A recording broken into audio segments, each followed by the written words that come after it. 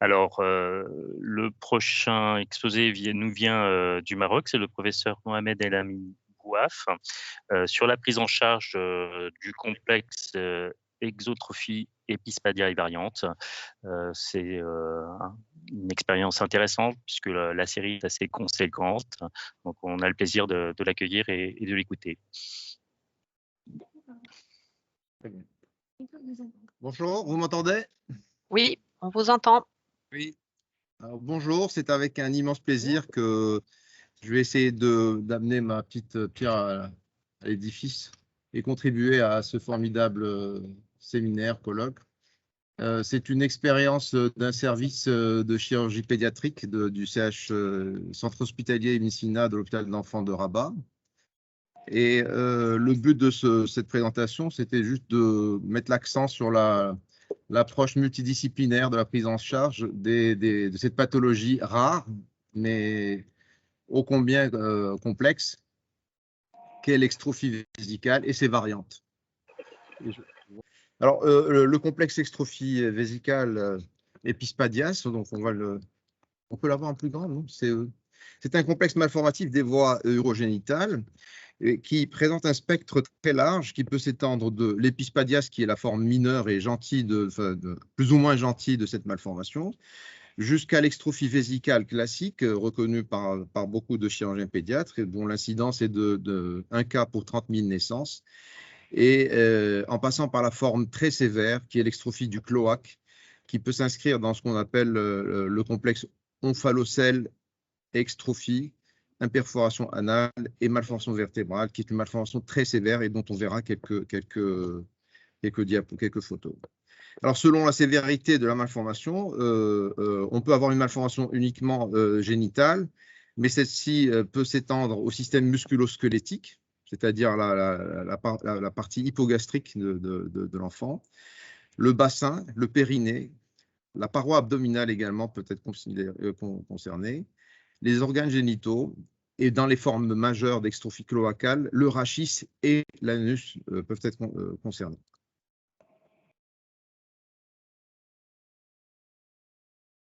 Donc, juste pour situer pourquoi ça change? Alors, ce complexe extrophie épispadias, c'est une pathologie rare, comme je viens de le dire. Le but de cette présentation, c'est de mettre l'accent sur la multidisciplinarité et la collaboration en différents services dans la prise en charge de ces patients. Cette pathologie fait intervenir différents protagonistes, à savoir le gynécologue, le radiologue qui vont pouvoir faire le diagnostic des fois en anténatal, les pédiatres, bien sûr, et bien évidemment la réanimation néonatale, qui est un élément pivot de la prise en charge de ces patients, les urologues pédiatres, les orthopédistes pédiatres et un personnel paramédical hautement qualifié pour amener à bien cette prise en charge. Alors, le diagnostic devrait être idéalement fait en anténatal, mais au moins en salle de naissance. On vit dans un pays où le diagnostic anténatal n'est pas parfaitement avancé et où il y a beaucoup de naissances, même en dehors de toute médicalisation. Et donc, il nous arrive de recevoir des extrophies vésicales chez des enfants âgés de 4 ans, 5 ans, voire même, pour l'anecdote, une fille de 14 ans. C'est une urgence malformative qui nécessite donc une naissance en milieu chirurgical. Alors, pour juste donner une idée de cette malformation, chez un garçon, par exemple, on voit l'extrophie de la vessie.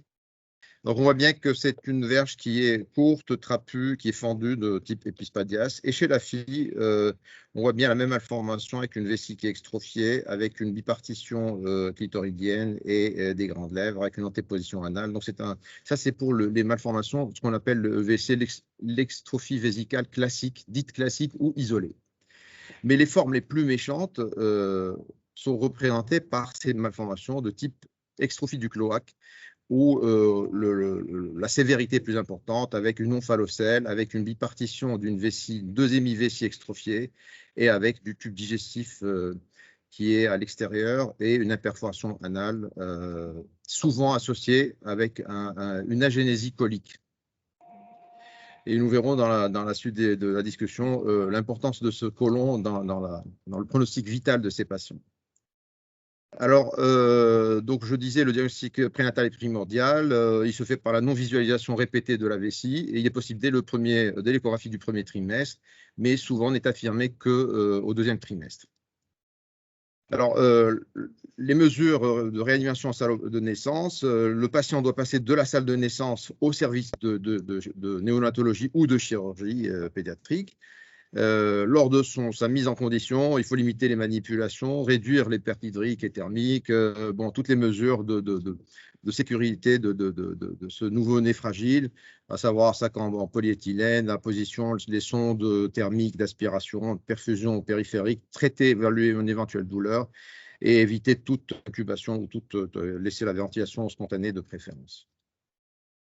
Alors, l'organisation de la prise en charge, elle suppose obligatoirement un passage par la réanimation post-opératoire. J'en parle parce que sur notre série, qui est une série assez importante au jour d'aujourd'hui, de 195 patients, en tout début de notre expérience, dans le début des années 2000, les petits patients ne transitaient pas par la réanimation, ce qui nous a occasionné quelques complications au début. Donc, c'est un passage qui doit être programmé. Alors, on sait tous que l'extrophie vésicale, pour beaucoup d'urologues pédiatres, c'est une urgence chirurgicale, mais c'est une urgence à pondérer par la disponibilité de place en réanimation pour ne pas opérer un malade et le laisser dans un service qui n'est pas tout à fait approprié à la prise en charge post-opératoire immédiate. Alors, cette prise en charge suppose une rédaction de protocoles qui doivent être établis avant, pendant et après le bloc. Bien sûr, prévenir la réanimation précocement pour garantir une place de réveil et organiser également les services de chirurgie qui ne sont pas toujours bien dotés, à savoir notre expérience d'il y a à peu près 20 ans. Nous ne disposions pas de table chauffante dans le service, ni de seringues auto-pulsées, donc ça nous a posé quelques soucis de prise en charge. Alors, donc, je disais, notre expérience porte sur 195 cas du complexe extrophié Epispadias sur 20 ans au service de chirurgie C de l'hôpital d'enfants et donc de 2000 à 2020 avec respect des statistiques internationales, 80% de garçons de sexe masculin et 20% à peu près de sexe féminin.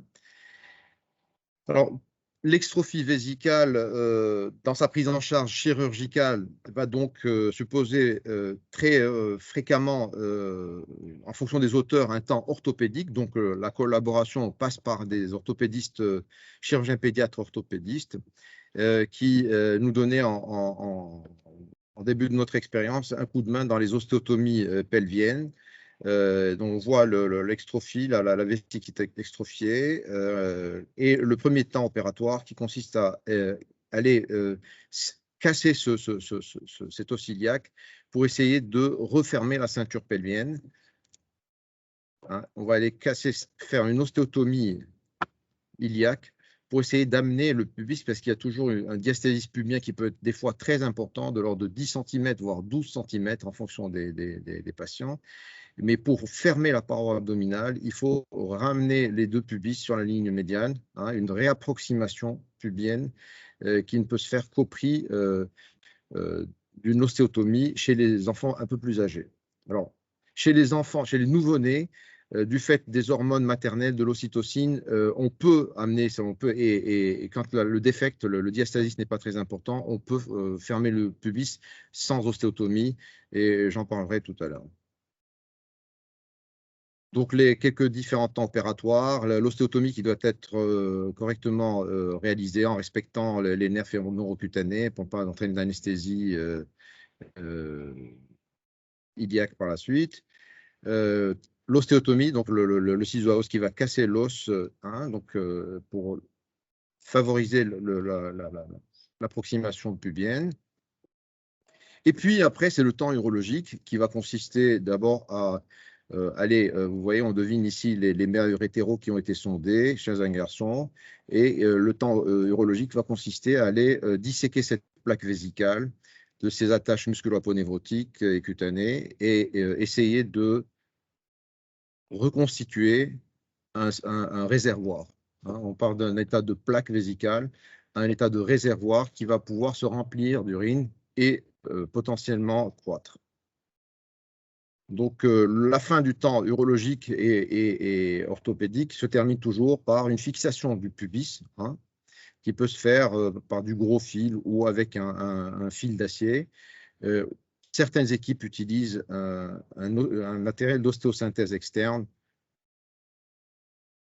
Alors, on voit ici le fil, le gros fil qui a permis de rapprocher les pubis et ce qui a permis de fermer, rapprocher les muscles grand droit et fermer la paroi abdominale.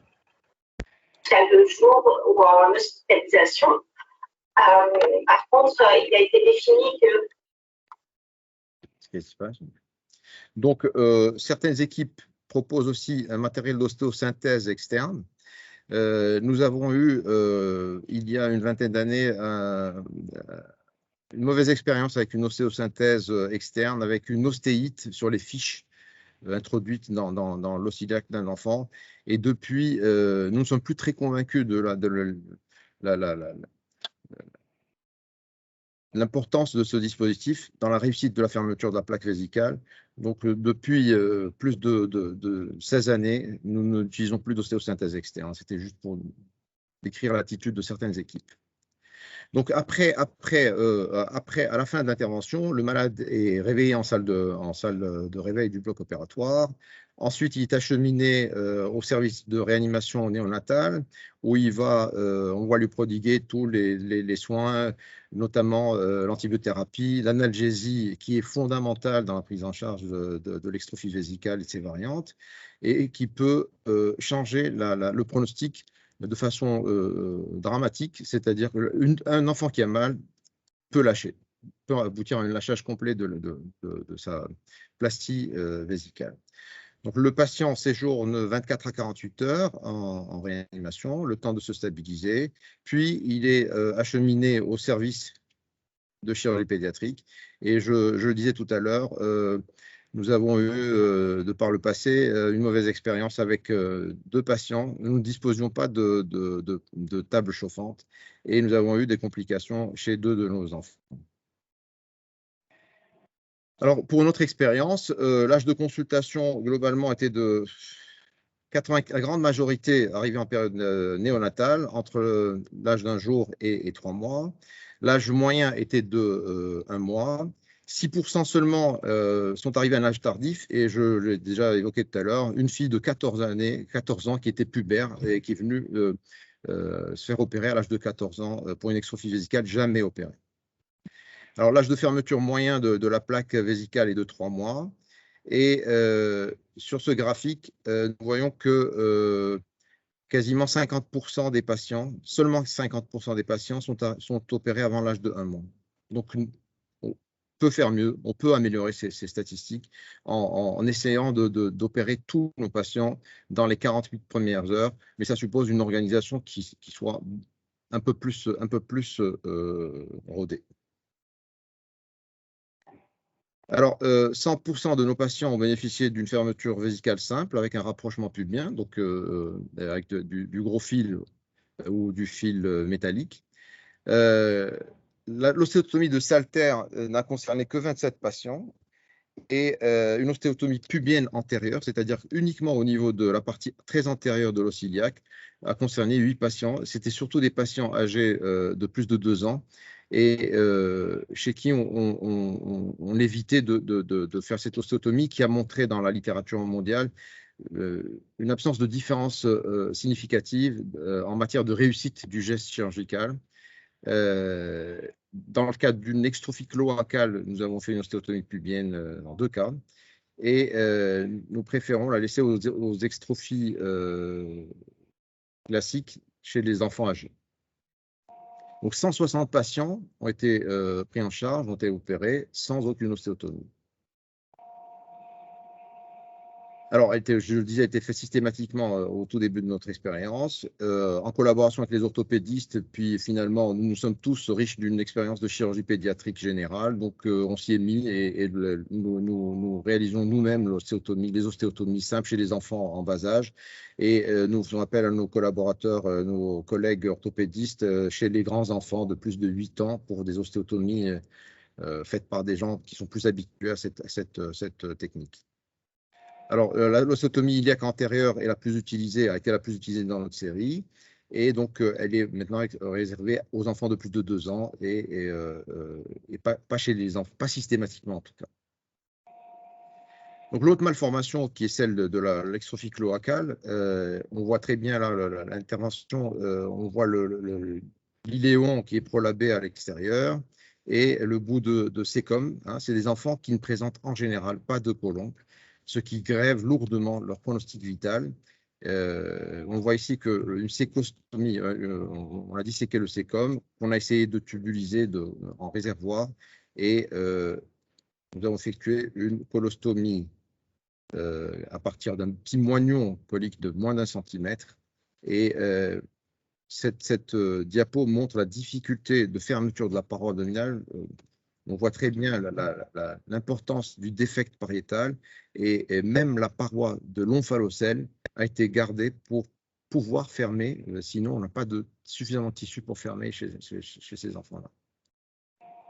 Donc la problématique majeure des extrophies cloacales demeure aussi celle d'une alimentation parentérale dont nous ne disposions pas jusqu'à il y a peu de temps, du fait du prix important et qui peut grever le pronostic vital de ces patients. Alors, une des formes OEIS, donc omphalocèle, extrophie, imperforation anale et malformation spinale ou vertébrale, c'est une variante OEIS qui est une variante de l'extrophie du cloaque, mais chez qui on trouve un côlon. Et cette variante change de façon radicale le pronostic. C'est des enfants qui survivent dans notre environnement parce qu'ils ont un côlon, donc ils n'ont pas de trouble de réabsorption hydrique. Et c'est des patients que nous avons pu opérer sur les 4 OEIS. 2 ont survécu et les 2 ont survécu grâce à la présence de leur côlon. Et on voit le patient un peu plus âgé avec une épithélialisation de son omphalocèle et qui a pu survivre parce que le tissu colique était présent. Alors, pour analyser brièvement nos résultats, la fermeture pariétale a été un succès dans 85%. Donc, nous avons eu 10% de lâchage de la paroi vésicale, où les patients ont nécessité une deuxième intervention. Ça s'est passé au début de notre expérience. Et de 2012 à 2020, 58 patients ont été opérés, des extrophies vésicales. Aucun cas de lâchage vésical complet, mais ceci est probablement en rapport avec l'introduction d'anticholinergiques systématiquement chez le nouveau-né, qui entraîne un arrêt des spasmes vésicaux, une analgésie parfaite. Cette collaboration multidisciplinaire nous a permis d'améliorer nos statistiques et nos résultats en matière de prise en charge de l'extrophie et de ses variantes. Alors, nous déplorons quand même un lâchage cutané, uniquement cutané, mais pas pariétal ni vésical, qui a été géré par une cicatrisation dirigée chez 4 patients. Alors, chez quelques patients, nous avons injecté du PRP, du plasma riche en plaquettes, mais nous n'avons pas encore de preuves définitives de l'importance de ces injections dans la cicatrisation. Alors, toujours dans le cadre de nos résultats, donc, je disais, alors pour les extrophies vésicales classiques et non pas les OEIS, nous avons eu 2 décès, dont un en rapport avec une hyponatrémie sévère suite à une perfusion intraveineuse inadaptée, avec une perfusion qui n'était pas par le biais d'une seringue autopulsée. Et un autre cas, un autre patient qui est décédé du fait d'une hypothermie, d'où l'importance, encore une fois, d'un environnement table chauffante et d'outils adaptés aux nouveau-nés fragiles. Donc, depuis 2006, nous n'opérons plus les patients s'il n'y a pas de place en réanimation. avant le bloc, ce qui est parfois difficile et ce qui nous retarde des fois parce que il n'y a pas toujours une place disponible en réanimation et donc on dépasse les 48 heures que tout le monde, le monde urologique encourage à opérer les extrophies dans les 24-48 premières heures de vie. Donc des fois on est obligé d'attendre une semaine, 10 jours, 15 jours juste pour avoir une disponibilité en réanimation. Alors, sur les 4 OEIS, donc on fait l'extrophie cloacale, 2 extrophies qui est opérées. Les 2 extrophies cloacales sont décédées du fait de l'absence d'alimentation parentérale et bien sûr des troubles hydroélectrolytiques en rapport avec l'absence de côlon. Alors, les 2 autres OEIS avec côlon sont vivants, dont un à 15 ans et à qui on a fait une génitoplastie et qui se portent très bien. Donc, l'élément important chez les variantes de l'extrophie de type OEIS, c'est la présence d'un côlon qui leur permet de vivre à peu près normalement. Alors, dans notre vécu, les facteurs pronostiques, dans le cadre d'une discussion, seraient l'analgésie parfaite, a fortiori s'il y a eu une ostéotomie. L'utilisation d'anticholinergiques, sachant qu'ils n'ont pas l'AMM, l'autorisation de mise sur le marché, on les utilise suite à un congrès international sur l'extrophie qui avait eu lieu au Maroc il y a une dizaine d'années. Et on utilise des 1 mg toutes les 8 heures dans le biberon. L'utilisation de sondes pour une durée de 2 à 3 semaines. L'avivement des berges lors de la fermeture de la peau, l'utilisation de points séparés. S'il y a un début de lâchage, on utilise des pommades grasses avec un changement de position sur le côté pour favoriser l'écoulement à l'extérieur des urines et éviter la macération de la paroi abdominale.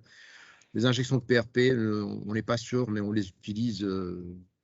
On n'a pas encore fait d'études qui puissent déterminer leur pertinence ou pas. Alors, en conclusion, le pronostic pour un enfant va dépendre de l'identification précise de cette malformation. Si on est dans le cadre d'une extrophie classique, extrophie épispadias classique, ou dans une forme OEIS, dépend également du sexe fœtal, ainsi que des anomalies associées, présence ou pas de côlon. Un bilan échographique précis doit être réalisé par un opérateur référent expérimenté qui va rechercher des malformations associées.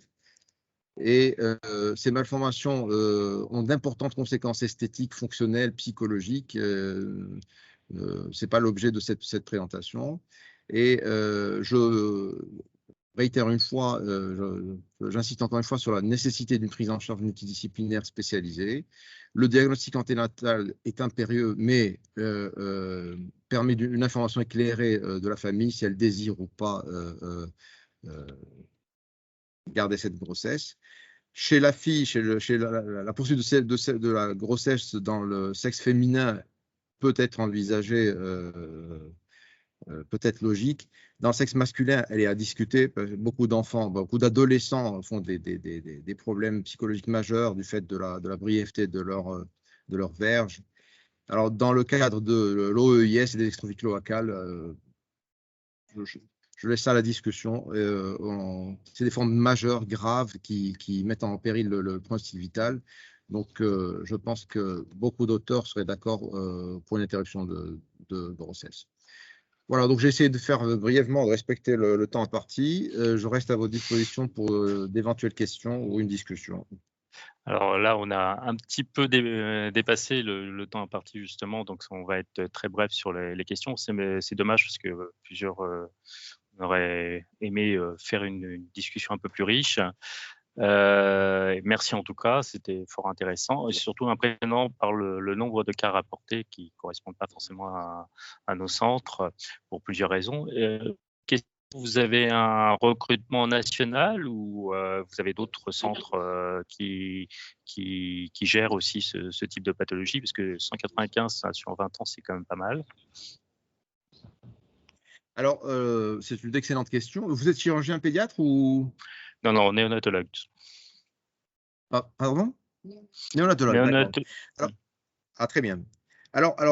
C'est une question que m'ont posé beaucoup de chirurgiens pédiatres, notamment de Lyon, que je connais très bien, l'équipe de Lyon que je connais très bien, pour y avoir passé une année. Et nous avons pendant longtemps été le seul centre qui recrutait, avec le centre de Casablanca, les 2 centres marocains qui recrutaient toutes les extrophies du Maroc. Et avec l'éclosion de nouveaux CHU, il y a eu de nouveaux centres qui, ces dernières années, effectivement, nous avons constaté la raréfaction des patients.